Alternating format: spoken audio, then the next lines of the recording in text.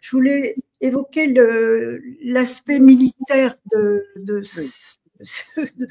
ces vaccins, de ces injections. On en a beaucoup parlé avec la protéine Spike, mais il y a quand même un programme qui est toujours secret et qui, à mon avis, est très inquiétant parce que il y a un développement.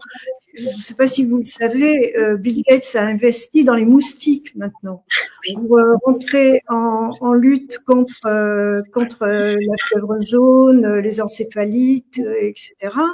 Il y avait un vaccin, Mosquirix, qui datait des années 1987. Mais maintenant, Bill Gates a eu la folle idée de stériliser les moustiques. Ce programme de modification génétique fait partie d'un programme secret quand même de la DARPA. C'est ça. Voilà, c'est quand même inquiétant. Le DOD a dépensé énormément d'argent pour cette technologie du forçage génétique. Alors, où vont-ils nous emmener avec ça ? Parce que les moustiques, ça vole, hein. Et puis on s'est aperçu que, alors ces moustiques génétiquement modifiés pour rendre stériles les femelles, en fait, ils arrivent quand même à se mélanger avec d'autres moustiques plus naturels et arrive une nouvelle race de moustiques qu'on ne connaît pas du tout. On ne sait pas du tout ce que ça va donner.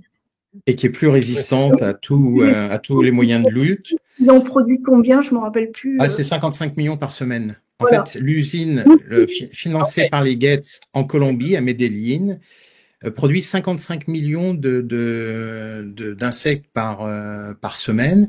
Et donc, ça fait plus d'1 milliard, c'est 30 millions par semaine. C'est 30 millions par semaine. Et on arrive à un total, de 1,5 milliard de moustiques qui sont rejetés dans la nature. Et c'est l'université Yale qui a fait une étude qui montre que les gènes, et c'est ce que disait Jackie, les gènes des moustiques génétiquement modifiés se transmettent aux espèces naturelles qui qui créent de nouvelles espèces qui sont plus résistantes, plus ceci, plus cela. Et quelle surprise, on constate que dans ces pays-là, la dengue, le chikungunya et surtout la malaria, donc le paludisme, augmente. C'est-à-dire que chaque année, on estime qu'il y a 250 millions de cas de paludisme. Donc à l'échelle de l'humanité, ça n'est pas rien. Et l'année dernière, c'était 2023. En 2024, il y a eu 20 millions de cas supplémentaires.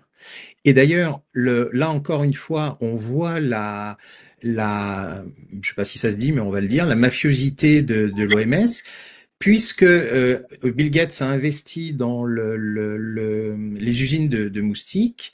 L'OMS, évidemment, a produit une réglementation qui autorise à modifier les moustiques génétiquement et à les relâcher dans la nature. C'est extraordinaire. C'est-à-dire que en fait, ces gens sont, c'est ce que disaient d'ailleurs très bien Michel et Frédéric. En fait, petit à petit, ils créent des lois, ou des bouts de lois qui leur permettent d'aller toujours plus loin. Donc en fait, quand Bill Gates dit qu'il produit 30 millions de moustiques par semaine, il a tout à fait le droit puisque l'OMS valide ce genre de technique alors qu'il y a aucune. D'abord, ça ne marche pas. Ensuite, les moustiques se déplacent, c'est-à-dire que géopolitiquement, ça peut créer des problèmes. C'est-à-dire que si, par exemple, à la frontière nord du Vietnam, ils répandent ces moustiques, ils vont se retrouver en Chine, et ainsi de suite. Et donc, en fait, ils sont en train de transformer, de créer un monde complètement, dangereux, surréaliste, quoi. En fait, ce sont des apprentis sorciers. Donc oui, criminel, on a beau se tourner dans quelque sens que ce soit, c'est toujours criminel de toute façon. C'est l'organisation mafieuse de la santé. Nous sommes entièrement d'accord. J'assume aussi, parce que c'est pas la première fois que je le dis, effectivement.